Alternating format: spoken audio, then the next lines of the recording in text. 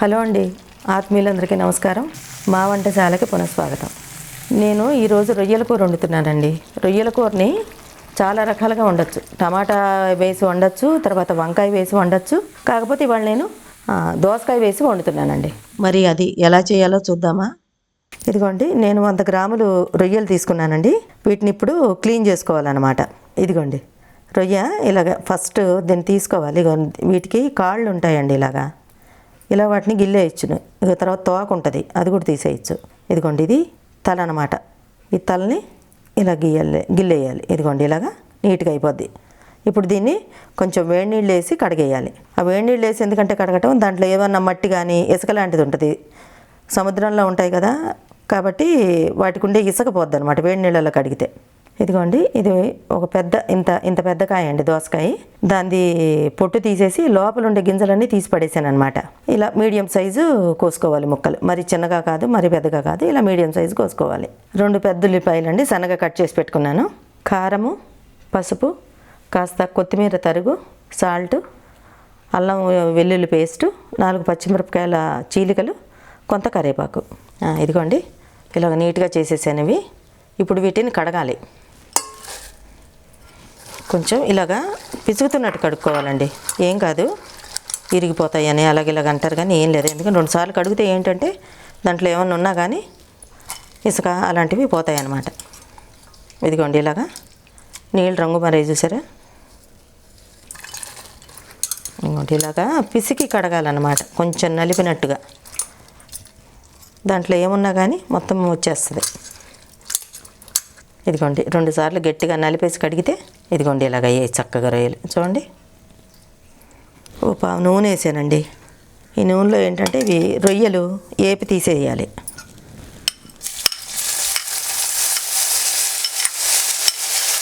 వేగితే బాగుంటాయండి ఇవి, ఇలా చక్కగా వేగిపోవాలన్నమాట.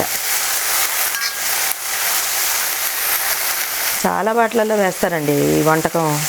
టమాటాలో వేసి వండుతారు, వంకాయల్లో వేసి వండుతారు, ఉత్తి రొయ్యలు వేసి వండుతారు, ఉత్తి రొయ్యల పులుసు చేస్తారు. కాకపోతే ఇవాళ నేను దోసకాయలు వేసి వండుతున్నాను అనమాట. బాగుంటాయి ఎలా వండినా. ఇదిగోండి ఇలా ఈ నీళ్ళంతా ఇంకిపోవాలన్నమాట. నీళ్ళన్నీ ఇంకిపోతే ఏగుతాయి, ఏగినట్టు లెక్క మనకి. ఇదిగోండి ఇలా ఎర్రగా వేగాయి చూసారా. ఇక నీళ్ళు ఇంకిపోయి చూసారా. ఇదిగోండి నూనె ఉంది, వేసిన నూనె కొంత ఉందన్నమాట. ఇప్పుడు ఇవి తీసేసుకోవాలి పక్కకి. రొయ్యలు వేపు తీసాను కదండి, అందులో కాస్త నూనె ఉంది. మళ్ళీ అందులోనే ఓ పావు నూనె వేస్తున్నాను. ఇందులో tea spoon ఆవాలండి, O T spoon జీలకర్ర. ఇప్పుడు 4 పచ్చిమిరపకాయ చీలికలు చేసి పెట్టాను కదా, అవి కరివేపాకు వేసేయాలి.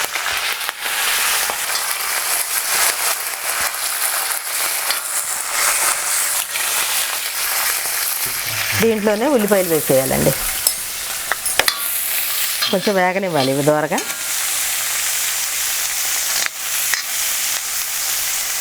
ఇదిగోండి ఒక 5 నిమిషాలు వేగాయి ఇవి. ఇప్పుడు ఇందులోనే అల్లము వేద్దాం. ఒక టీ స్పూను అల్లం అండి, తర్వాత ఒక ½ టీ స్పూన్ పసుపు. ఈ పచ్చివాసన పోవాలి అల్లం. కొంచెం వేగనివ్వాలండి, 1-2 నిమిషాలు. ఇవి పచ్చివాసన పోవాలి కాబట్టి అల్లం. ఇదిగోండి చక్కగా వేగాయి. ఇప్పుడు ఇందులోనే ఈ దోసకాయ ముక్కలు వేసేసుకోవాలి.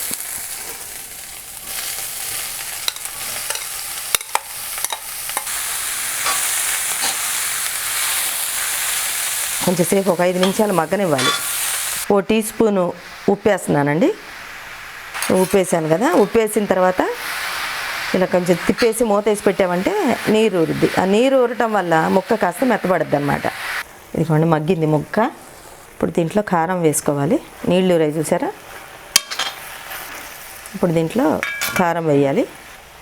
2 టీ స్పూన్లు కారం అండి. కొంచెం పులుపు ఉంటుంది కాబట్టి దోసకాయ కొంచెం కారం ఎక్కువే పట్టుద్ది. ఓకే, మగ్గిందండి. ఇప్పుడు నీళ్ళు పోసుకోవాలి.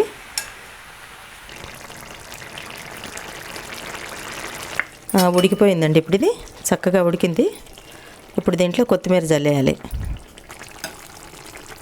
కొత్తిమీర జల్లేసిన తర్వాత దింపే ముందు ఒక్క 2 నిమిషాల ముందు వేయాలండి. ఇవి రొయ్యలు దింపే ముందు వేస్తేనండి ఈ రొయ్యలు కరకరలాడుతున్నట్టు ఉంటాయి అన్నమాట, లేకపోతే సాగినట్టుగా ఉంటాయి. ఇవి ఇలా వేసేసుకోవాలి. వేసుకొని ఒక ట్రిప్ కలిపేస్తే బాగుంటుంది. ఒక 2 నిమిషాలు మగ్గనిచ్చి తర్వాత దింపేసుకోవచ్చు.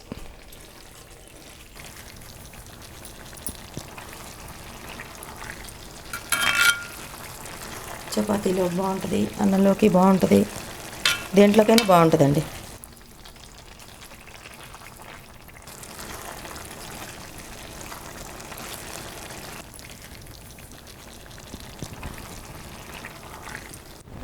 ఇదిగోండి కూర రెడీ అయిపోయింది. ఇక దింపేయచ్చు.